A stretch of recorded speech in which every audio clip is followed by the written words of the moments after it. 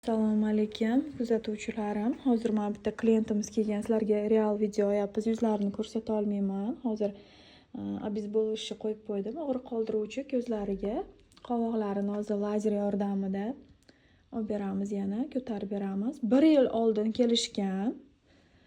Qovoqlarini ko'tarib berganmiz. Hozir farzandli bo'lishib, yana ozgina ozish, semirish hisobiga yana ozgina qovoqlari tashagan, o'zlari xohlab kelishdi.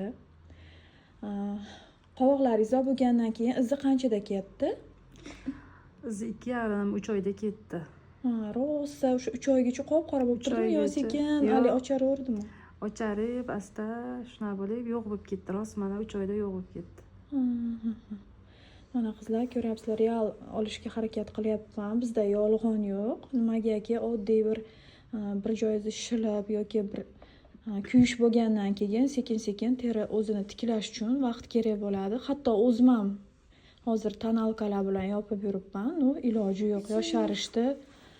Nima deydi, oson deb o'ylaydiganlarga hozir real video olyapmiz mana. Hozir bu klientimiz mana yana qilib beramiz. Chiroyli qilib, krugovoy qilib beramiz. O'zlari xohlab kelishdi qizlar. Shu natijasini bilgani uchun klient yana qaytib keladi. Buni prosta hozir qo'rqayotganlarga, qildirmoqchi bo'lib o'ylanib yurganlarga real video olishga harakat qildik.